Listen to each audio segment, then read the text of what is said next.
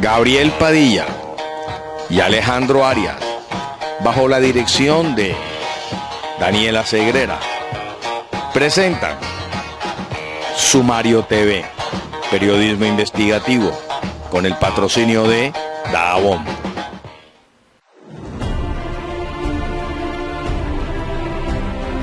En el puerto de Santa Marta movilizamos toneladas de sueños, contenedores cargados de progreso, haciendo de Santa Marta una ciudad del sueño. Creemos en un mañana de oportunidades para nuestra gente. Somos un puerto amigo del medio ambiente. Trabajamos por nuestra comunidad, aportando para Santa Marta prosperidad, desarrollo y calidad de vida para cada uno de sus habitantes. Somos el puerto de Santa Marta, tu puerto, tu ciudad.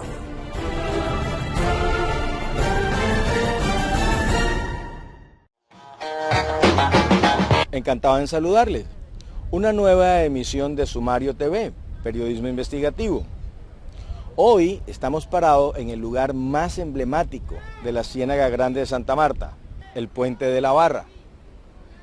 Este sitio supone el lugar donde por naturaleza el mar tributa agua salada a la ciénaga y se hace la maravillosa combinación de agua dulce con agua salada.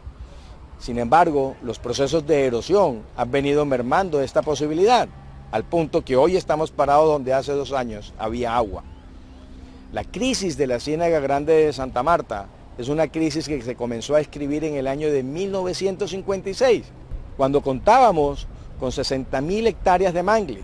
En los 70 ya evidenciábamos una pérdida. A mediados del 95, realmente las pérdidas estaban llegando a una pérdida de más de 30.000 hectáreas.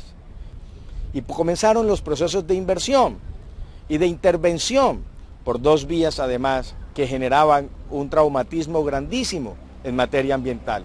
La vía de Ciénaga a Santa Marta y la vía La Prosperidad, desde Palermo hasta Sitio Nuevo, que obturaron todas las posibilidades de acceso de agua a la Ciénaga Grande. Con estas 2 obras de infraestructura se perdieron poco más de 30.000 hectáreas. Y luego de más de 170.000 millones de pesos en inversión, alcanzamos a recuperar alrededor de 12.000. Lo lamentable es que en los últimos 2 años, 2.000 de esas 12.000 ya las hemos perdido, porque los trabajos de mantenimiento de los caños para llevar agua dulce del río Magdalena a la Ciénaga Grande no se han hecho. El drama de la Ciénaga Grande además no es solamente ambiental, sino social. La ciénaga es la única oportunidad alimenticia para pobladores de 14 municipios que se surten de ella.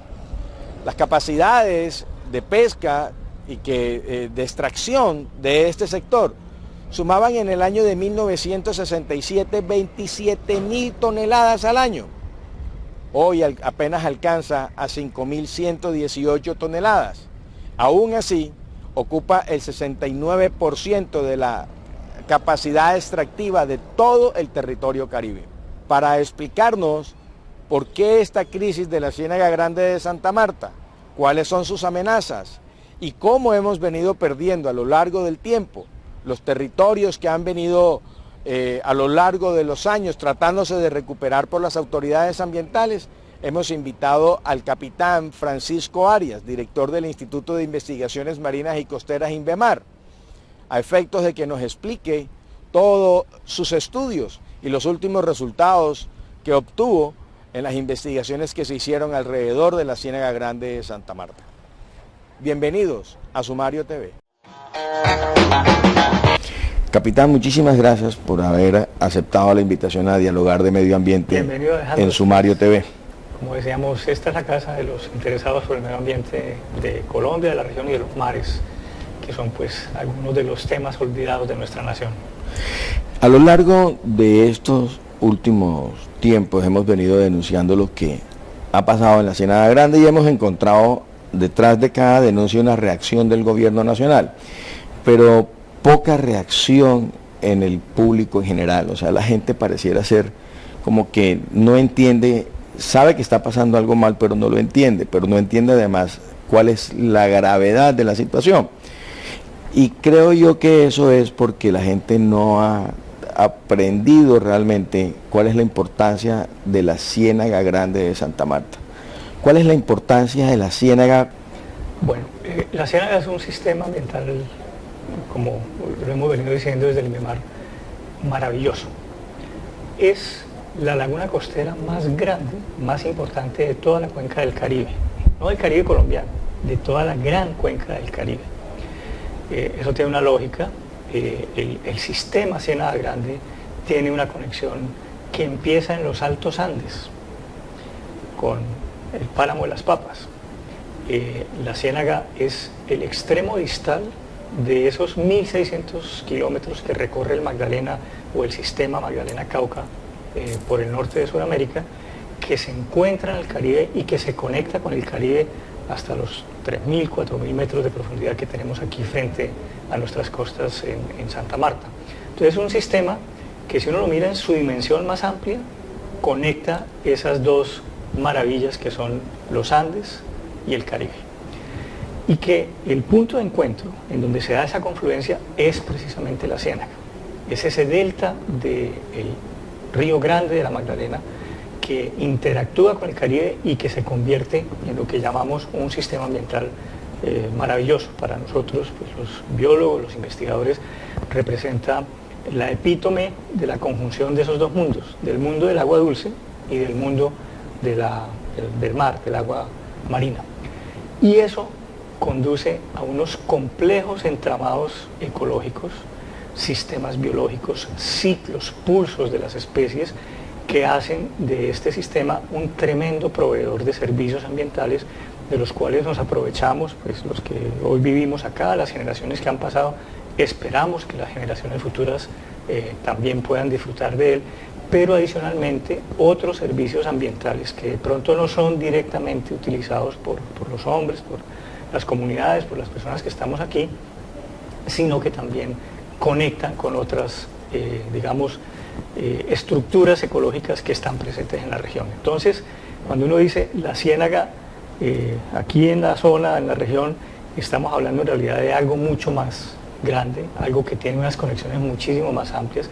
Y sobre esto, pues, vienen esas responsabilidades que el país asumió ante el mundo de declararla no solamente reserva Ramsar, también reserva de biosfera, 2 parques nacionales del sistema de parques nacionales naturales, la vía Parque Salamanca y Pajarales, y adicionalmente otros escenarios que tienen que ver con la vida misma de los pobladores. Tenemos un número importante de familias que dependen de lo que provee la ciénaga directamente, familias en altas condiciones de vulnerabilidad, son nuestros pescadores artesanales que están dependiendo directamente de esos servicios ambientales que presta la ciénaga, pero también otras personas que de pronto tienen mejores condiciones desde el punto de vista social, socioeconómico, no tan vulnerables, que también dependen de esos productos, de esos servicios y de todos esos elementos de desborde que tiene la ciénaga.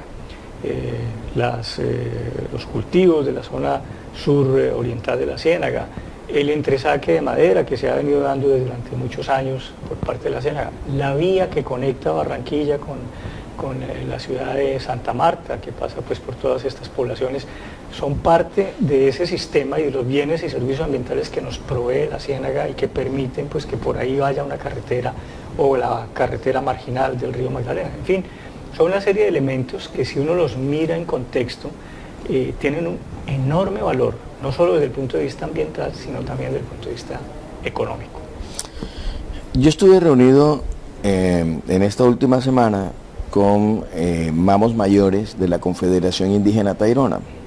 Ellos tienen una teoría del círculo del agua a partir de su cosmogonía y plantean que la Ciénaga Grande es la gran proveedora de la carga de agua en las nubes, que son las que finalmente llevan las lluvias a la Sierra Nevada de Santa Marta, que generan todo el proceso de vida en la Sierra Nevada de Santa Marta, y que por los caudales vuelve otra vez a recircular por los cauces de nuevo a la ciénaga, y así hace un círculo de vida a lo largo desde el origen del mundo, en la cosmogonía de ellos. ¿Qué tan alejados están los indígenas en la apreciación y concepción de esa teoría? Tienen mucha razón. Yo creo que esa es una apreciación pues que desde el punto de vista de la cosmogonía y de su sabiduría ancestral tienen todo un sustento científico. La ciénaga no solamente es pues, el espacio, pues, el sitio en donde se encuentra el mar con el Magdalena, tiene su conexión con la Sierra Nevada de Santa Marta.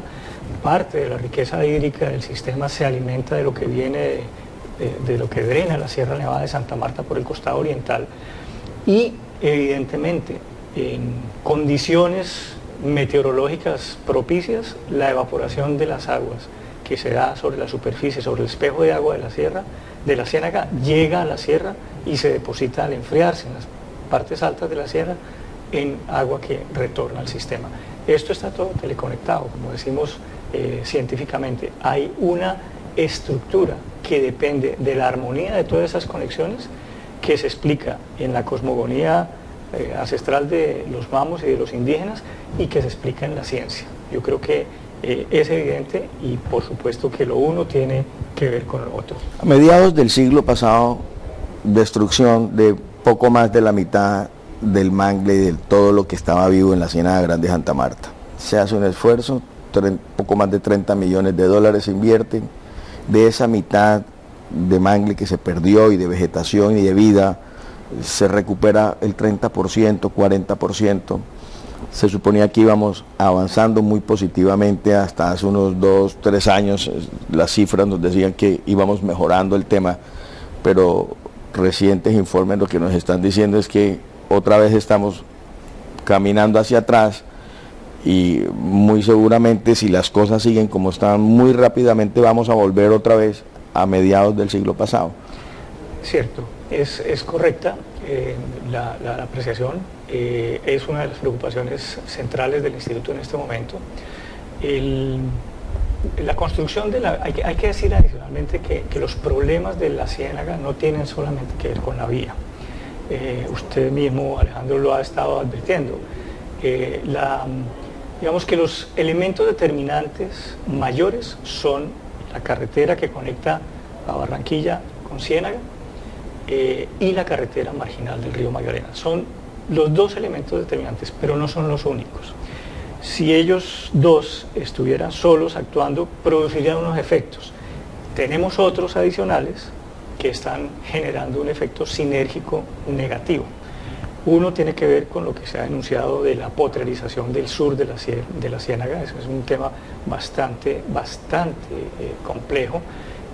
Hay unos problemas pues, que todavía no se han resuelto. También tiene que ver con la alteración de cauces y el manejo de aguas dulces de lo que drena la Sierra Nevada de Santa Marta en el costado oriental, y algunas otras, digamos, situaciones que en esas sí no tenemos control. Por ejemplo, fenómeno del niño o la niña. Esos pulsos también imprimen tensión sobre el sistema, y como decía, pues en eso no es mucho lo que podemos hacer y controlar, porque pues son eventos de la naturaleza, pero que si a la naturaleza nosotros le contribuimos negativamente, pues esos efectos se van a sentir todavía muchísimo más intensos. La cobertura de manglar, que en un momento determinado, de acuerdo con los estudios que hemos hecho, llegó a tener casi 60.000 hectáreas en la zona de la ciénaga, se disminuye hasta menos de 30.000 hectáreas. O sea, perdemos casi el 50% de la cobertura de manglar. Esa cobertura de manglar es crítica porque, pues como decía, no solamente pues, es la vegetación y la producción de oxígeno y la producción de materia orgánica, pues, y el reciclado de nutrientes, sino pesca, madera, protección costera, una serie de servicios ambientales tangibles que van directos a la economía y al bienestar de las poblaciones. Tú lo explicaste, se determina esa situación de crisis, el Estado decide intervenir, tú hablas de unas cifras, nosotros creemos que son más, en los documentos que te he entregado vemos que fueron muchísimo más importantes. Lo directamente invertido es lo que tú estás mencionando, pero hubo otras inversiones que hubo que hacer para tratar de recuperar esos pulsos hídricos artificialmente. Antes le entraban a la ciénaga por el margen oriental del Magdalena a través de muchos canales una cantidad de agua que logramos pues determinar, y lo que hicimos fue renunciar a todos esos canales, abrir 4 que mantuvieran ese flujo de agua, el volumen de agua, y del lado del Mar Caribe, por el lado de Salamanca, de los múltiples cauces que había y de entradas y salidas. Al construir la carretera se cerraron, se hicieron unos box culvert, se mejoró la entrada de la boca de la Barra, que era uno apenas de los sistemas por donde entraba el agua marina dentro del sistema, y más o menos recuperamos el flujo histórico de agua dulce en el sistema, que condujo a que a partir de esas intervenciones que se hicieron con esas inversiones de recursos importantes, ese flujo de agua dulce y esa mezcla fuera mejorando hasta empezar una restauración del sistema que venía bien, digamos, no a la velocidad que quisiéramos desde el punto de vista pues, de la ciencia. Aquí pues hay que decir que en 30 años destruimos algo que la naturaleza había tardado miles de años en configurar, pero que venía bien. Habíamos ya recuperado alrededor de unas 12.000 hectáreas de las 30.000 casi que se han perdido. Estábamos viendo que las cifras de pesca estaban mejorando, que la diversidad de la pesca estaba otra vez aumentando, ya no solamente pues era la tilapia y el bocachico, sino que estábamos viendo nuevamente camarón, jaiba, cosas pues interesantes desde el punto de vista de restauración ambiental, pero que de hace unos 3 o 4 años hemos visto el declinamiento de esos indicadores. El crecimiento del manglar se ha estancado y en algunos puntos se ha disminuido, o sea que estamos perdiendo. La pesquería nuevamente está empezando a mostrar signos de deterioro y la diversidad biológica empieza también otra vez a marcar una disminución. Capitán, ¿qué hacer? Porque uno conoce los informes, yo me he leído casi todos los estudios que ustedes han hecho, pero me da la impresión que como que el gobernador ni la gobernadora se lo leyeron, que la gente que está decidiendo en la adopción de las medidas para las construcciones de vías no se lo están leyendo, que en el Ministerio de Agricultura pareciera ser no tienen ni idea de las cosas que ustedes están advirtiendo. Cuando uno ve la realidad de la Ciénaga Grande de Santa Marta se encuentra con que son políticas de Estado, por ejemplo, incentivos para el aumento de las fronteras agrícolas, pagando el precio de los territorios y los beneficios del sistema de la Ciénaga Grande de Santa Marta, porque precisamente esas tierras salen de ahí. Se aumentan y se dan incentivos para aumentar las fronteras ganaderas, el tema de los búfalos, ahí está la hacienda de los patos. Eso no se hizo gratis, eso se hizo con beneficios y a la vista y con valoración y aprobación del gobierno nacional. Y se va uno a ver y estos señores además no solamente dragan la ciénaga, aumentan sus fronteras agrícolas, sino que además se las terminan titulando y ahí están los títulos del INCODER. Pero además uno tiene ahí una vía, la vía de la prosperidad y la vía de la Ciénaga Barranquilla y los grandes promotores de eso, uno el vicepresidente de la República impulsándolas y se les olvida o pareciera ser que la gente no entendiera que la vía esa de la prosperidad se diseñó en el año 92, que los diseños finales se le entregaron en el 97 al exgobernador Caballero y que la estructura legal en materia de protección del medio ambiente en el 97 no es lo mismo que ahora. Y el Centro de Investigaciones Hidráulicas de la Universidad del Norte ya advierte también unas consecuencias no solamente en detrimento de la Ciénaga Grande de Santa Marta, sino unos efectos de inundaciones como los del 2010 en el tema del Atlántico, si la vía se mantiene bajo el esquema de diseño que tiene. Y se advierte tantísimas veces de la necesidad de poder entender que el mar está aumentando sus niveles anualmente, que si la vía se construye a ras de mar, es asunto de tiempo que el mar se la huele y que hay una necesidad de hacer eso vía viaducto, pero pues hay una persistencia, una terquedad en desconocer eso. ¿Qué nos hace falta entonces para que en el Ministerio de Agricultura, en el INCODER, la Vicepresidencia de la República y la Gobernadora del Magdalena, por ejemplo, entiendan que existen unas secuencias y unos estudios científicos que advierten que como lo están pensando, lo están pensando muy mal? ¿Qué nos hace falta hacer ahí? Bueno, yo diría que hay un tema cultural. En el país el tema ambiental apenas empieza a pegar. Yo siento que es una situación pues de nuestra cultura o sea, como nación, en donde, como decía hace un rato, nos acostumbramos a pelear con la naturaleza y encontramos en la naturaleza el obstáculo, ¿no? Es el sistema a vencer, y eso hay que cambiarlo. Como cultura nacional hay que entender que una de las maravillas de nuestra nación tiene que ver con esa riqueza de la naturaleza que nos brindó la providencia y que tenemos pues como obsequio que se nos brinda, pero que no entendemos, y que lo que hemos hecho a través de la historia es tratar de vencerla, ¿no? Y entonces sin el ánimo pues de ofender a ninguna de nuestras culturas, ¿no? El tema del hacha para tumbar nuestros bosques y domesticar la tierra para potrerizarla, y ese es un tema que ya el país empieza a entender, pero que todavía no ha adoptado plenamente. Entonces hay que entrar por entender que la naturaleza está para nuestro beneficio y nuestro bienestar si la usamos bien, y si no, se nos devuelve, que es tal vez lo que hemos tristemente entendido a la mala. Entonces las inundaciones de hace 4 o 5 años con el evento de la Niña, la sequía ahora con el Niño, y a partir de esos golpes que sentimos ya directamente, ya no solamente en nuestra economía, sino que también en nuestro bienestar y en vidas humanas que se pierden en todas estas situaciones, pues entendemos que con la naturaleza hay que trabajar y no hay que pelear con ella. Lo segundo es que el conocimiento científico en Colombia todavía es, yo diría, bastante menospreciado.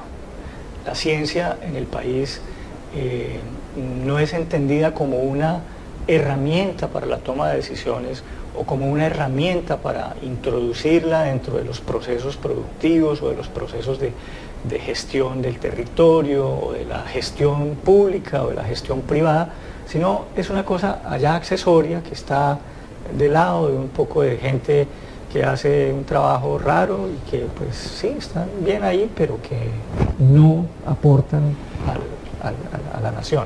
Entonces ahí tenemos un tema de interrelación que también tenemos que romper, y tenemos que entrar a mirar, digamos que de manera responsable, de ambos lados. Yo en esto soy crítico también de nosotros, los investigadores. A veces no sabemos proyectar o entregar la información de manera oportuna o en el lenguaje que lo necesitan. Y acá en el Instituto estamos haciendo un esfuerzo muy importante en ese sentido, de tratar de que nuestro conocimiento y nuestra información llegue a las instancias que tienen que tomar las decisiones. Hace 10 años, cuando, por ejemplo, empecé a escribir y a publicar temas de carácter ambiental, me dijeron que estaba loco.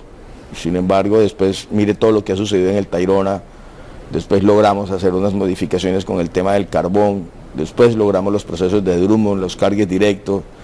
Ustedes advirtieron el tema de las contaminaciones de la playa, de la bahía, de qué tan degradados estábamos, 37.000 unidades formadoras de colonias solo de enterococos, que eso nos hacía la playa más asquerosa del mundo, y logramos que se modificaran actitudes. Hace 3 años comenzamos a evidenciar el tema de Isla Salamanca, hoy hay 21 condenados. Mostramos lo que estaba sucediendo en la Ciénaga Grande, que incluso estaba el paramilitarismo y las bandas criminales, o sea, hubo mucho conocimiento científico a lo largo de todos estos últimos 20 años y pareciera ser que nada pasaba, pero cuando comenzamos a meterle la mano y poner de la vista de la información a las autoridades, logramos hacer unos cambios, y esos cambios que se han dado en los últimos 4 años en la Ciénaga Grande de Santa Marta, no hay que desconocer que con la información científica de ustedes y los medios de comunicación pues logramos visibilizarlos. Cuando nunca se publicaba nada de medio ambiente en el Magdalena, hoy hay 2 premios Simón Bolívar gracias al medio ambiente, y ahora todo el mundo quiere publicar de medio ambiente. Y eso me lleva a la siguiente reflexión para escucharlo a usted. Tenemos 3 presiones muy fuertes. Una presión por parte del gobierno nacional en el tema de las fronteras agrícolas y ganaderas, con sacrificio de las tierras de la Ciénaga Grande de Santa Marta. Tenemos otras grandes presiones con 2 obras de infraestructura supremamente fuertes, incluso la vía de la prosperidad. Escuchaba una locución del exgobernador Luis Miguel Cotes Avéis, que era la ambición de construir la vía para aumentar la frontera agrícola en 200.000 hectáreas de tierra, que lógicamente van a salir de la Ciénaga. O sea, es un tema como que el exgobernador no se ha leído ninguno de los informes suyos, para prometer 200.000 hectáreas de tierra alrededor de esa vía.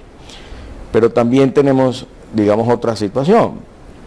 Usted hablaba de que teníamos cogiendo esa metáfora del enfermo, teníamos una ciénaga grande deshidratada, la canalizamos, le pusimos suero para hidratarla y entonces le pusimos 4 conexiones. Los caños, Aguas Negras, El Renegado, el Schiller, y hay otro caño, se me olvida. Pero yo me los fui a visitar y todos los caños están obturados, están cerrados. Y hoy el santuario de fauna y flora está en un retroceso, pero horrible, terrible. Y hay unas responsabilidades de Estado en relación con el tema de esos drenajes. Denunciamos el tema de la hacienda Los Patos, se hizo el trabajo de visibilización de los criminales que estaban ahí, ya se capturaron incluso 2 de esos, pero los muros de contención siguen vigentes. No son esas suficientes presiones que debiéramos generar en las autoridades públicas para lograr un resultado real en relación con la ciénaga, y es que nos está faltando más bien más acción.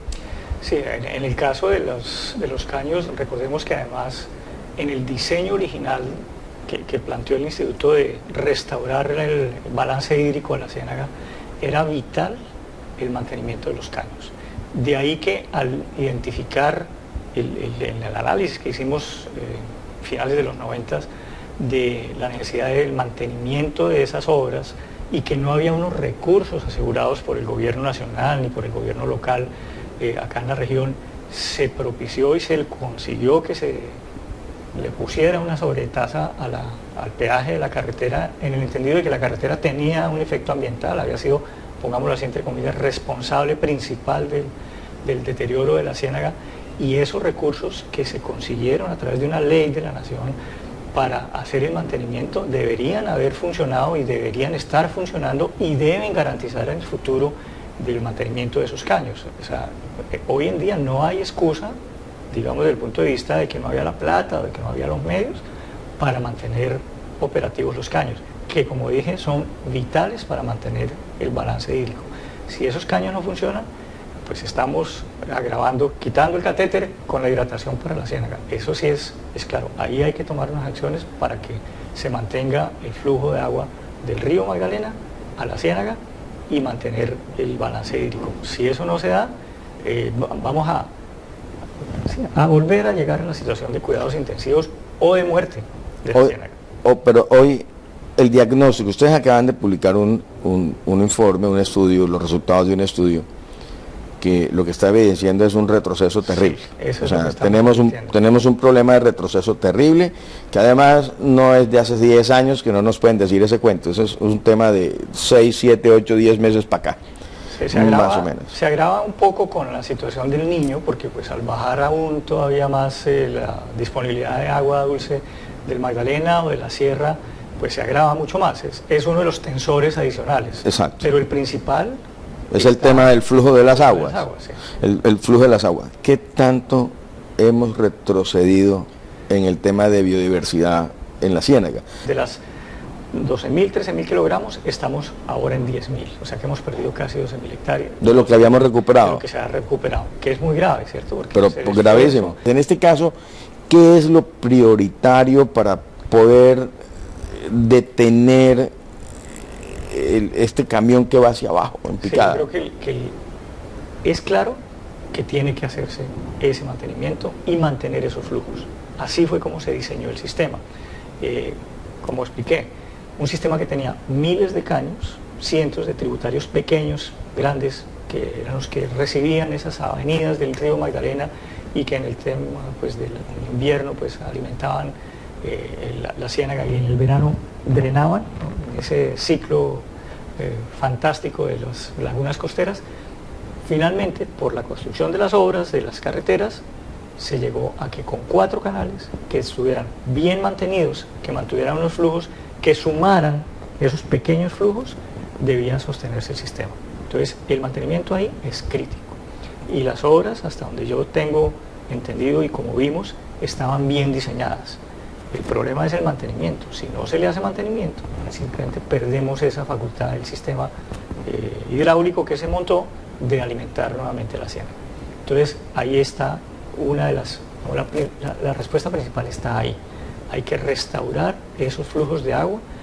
Como dije, hubo recursos, se definió una sobretasa ambiental para la carretera para mantener ese esfuerzo de mantenimiento y ese esfuerzo de limpia y pues de todo lo que, de dragados que había que hacer.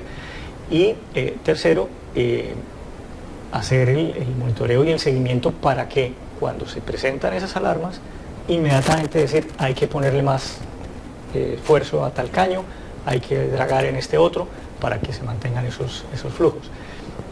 Nuestro papel está en el monitoreo, y cuando nosotros hemos advertido que las salinidades están aumentando es porque los caños están dejando de meter agua en el sistema. Le advertimos a las autoridades y ellos deberían, digamos, como respuesta. ¿Cuándo se vino la primera advertencia de eso? Hace 2 años nosotros hicimos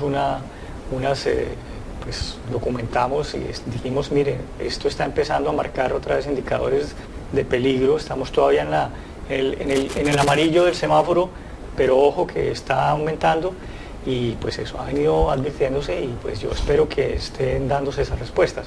Tú me dices que estuviste hace poco y yo estuve ahí, eso está cerrado. Sí. De hecho, los televidentes ahora, mientras estamos conversando, están viendo las fotografías de los caños, cómo están cerrados. Pero a ver, si ustedes hicieron esa advertencia hace 2 años, es porque ya la cosa no arrancó hace 2 años, ya sí, venía. Y el niño no estaba. El niño no estaba, porque el tema del río Magdalena y la disminución del cauce del río Magdalena no tiene sino 4 o 5 meses, o sea, que hemos evidenciado el tema. Lo que significa que no es un problema de niño tampoco. El niño agravó. El niño empeoró la situación, generó una dificultad mayor, pero ya veníamos mal. Sí, venía dándose. O sea, hay un tema de que no se está cumpliendo, por lo menos con el objetivo principal del mantenimiento de los caños. Esa es una preocupación que hemos venido advirtiendo, sí. Y ahí, sin eso, no hay salida. Difícil, sí. Sin eso no hay salida. Difícil. El tema de la erosión que se lo planteé al ministro en alguna oportunidad, le dije, hay que mirar esto en contexto regional porque el focalizado local eso no va a dar resultado. ¿Cómo vamos con eso? En el 2010 el gobernador Omar Díaz Granado impulsó unas mesas, se lograron unos resultados, ustedes hicieron unos estudios, arrojaron unos productos supremamente importantes, pero eso parece ser que también se perdió. Sí, a ver, el tema tiene 3 aristas, digamos.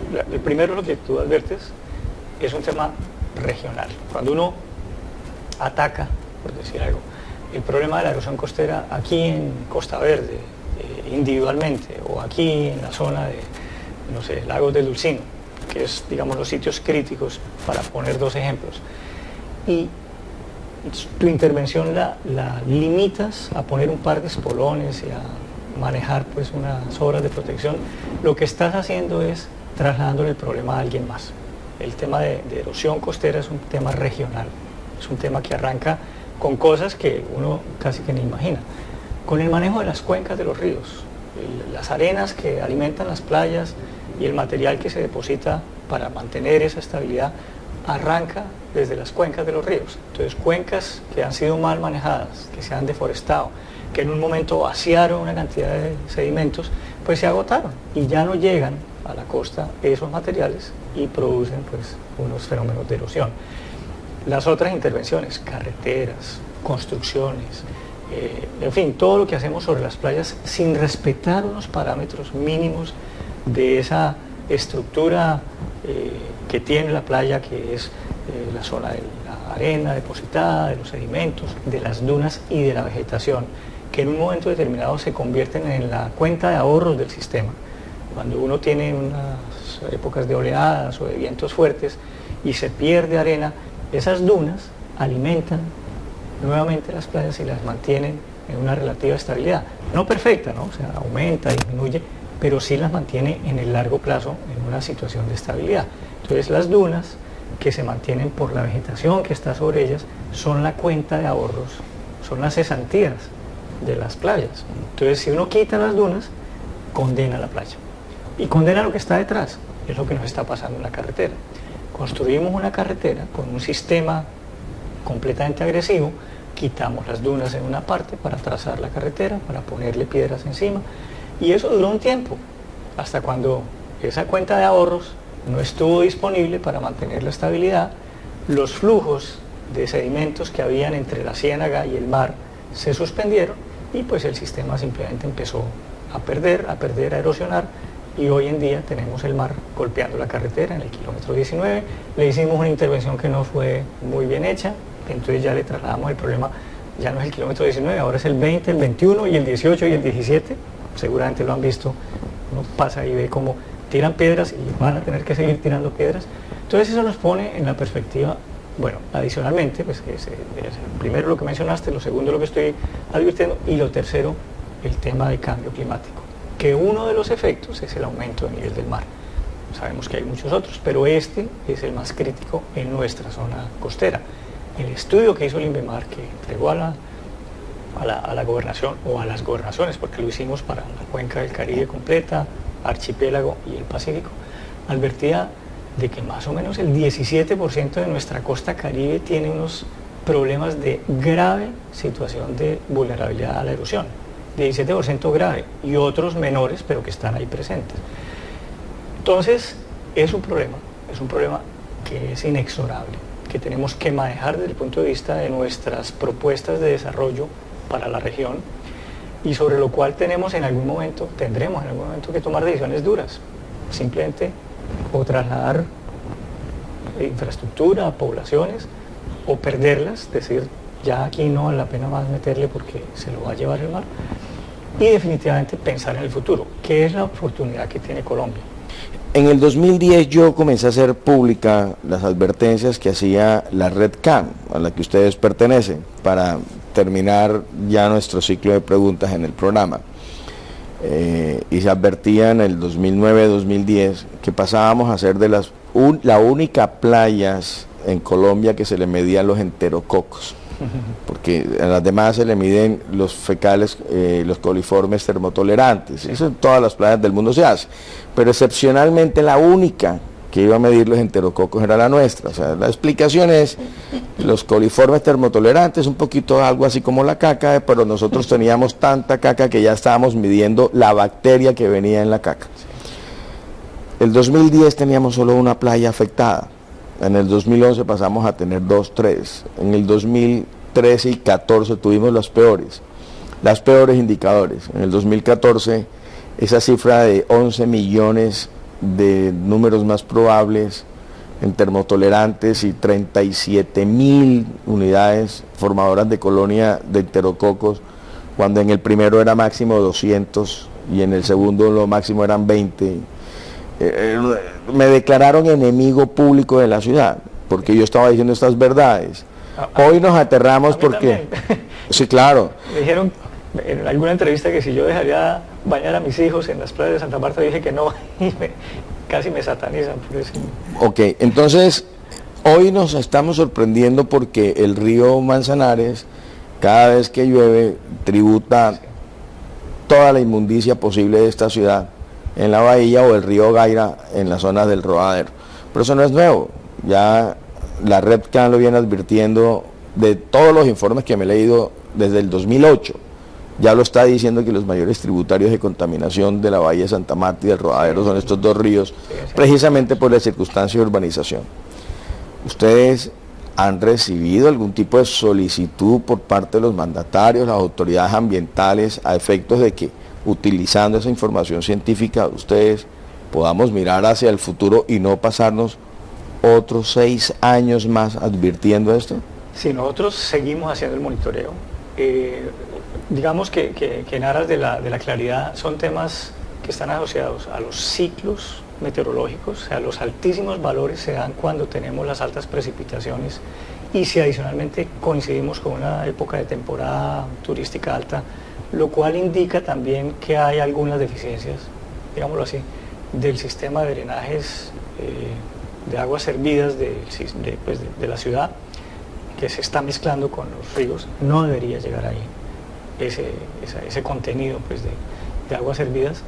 Se supone que debe ir entubado y puesto en el emisario, pero pues aparentemente, y lo que indican esos valores es que no está todo tan entubado como debiera estarlo, y pues esos pulsos que coincidan, digamos, en un momento determinado, lluvias con la temporada turística, nos dan esa cifra, ¿no? No todo el año es así, hay que ser correctos en la manera de presentar la información, pero que una vez se presente no debe ser, ¿cierto? Ya es, que una vez esté es demasiado. El sistema no puede estar llevado a ese extremo, nunca debe presentarse, en eso estoy de acuerdo. Pero sí, aunque las advertencias se hacen y se presentan las situaciones, las respuestas o no son de la velocidad que debieran en términos de construcción de infraestructura, de identificar dónde están las fuentes, porque pues puede ser que hay digamos, barrios que nunca se pegaron al alcantarillado y que siguen manejando pues, fosas sépticas, o desde el punto de vista ya de la administración de las aguas servidas de la ciudad, pues no se están haciendo, pues tomando las medidas que deben ser. El emisario submarino contribuyó, digamos, de alguna manera para mejorar las condiciones tanto en la bahía de Santa Marta como aquí en el Rodadero. Eso lo vimos en los registros de la red CAM.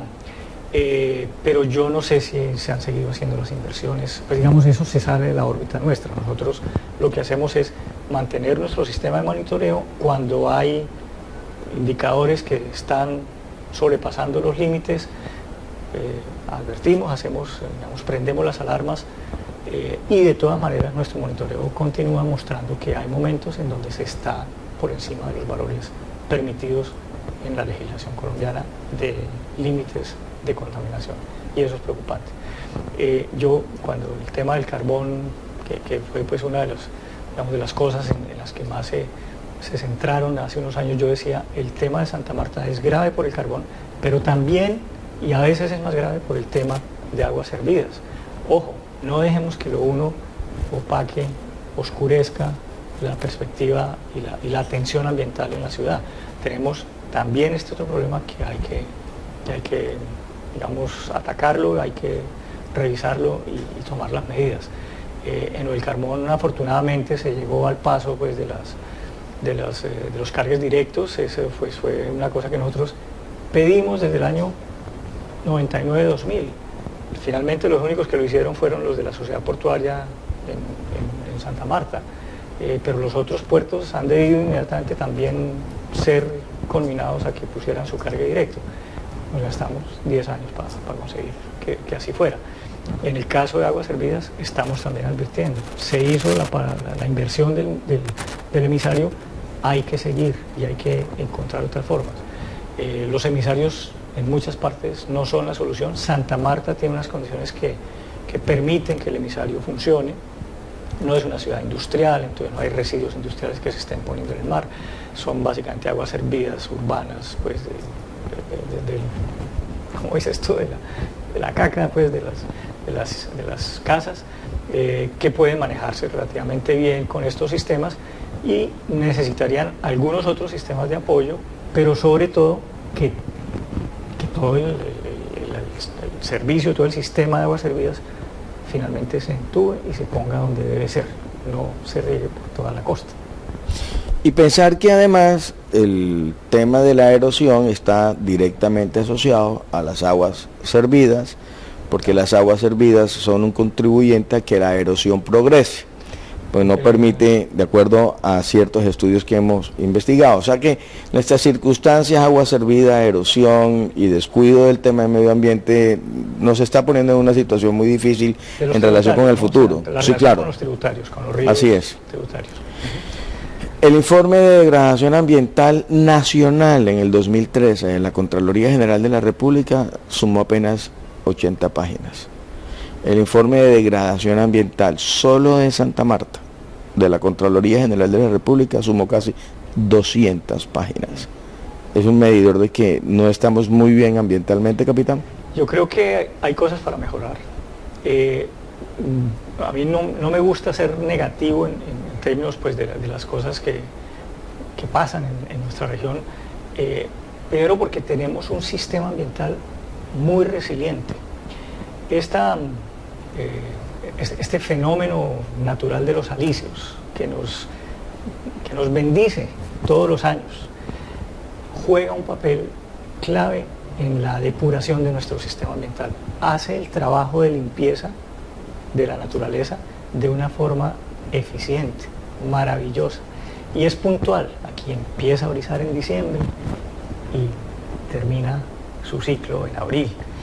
Unos años más fuerte, otros años menos fuerte, pero hace un trabajo maravilloso en términos de limpieza ambiental.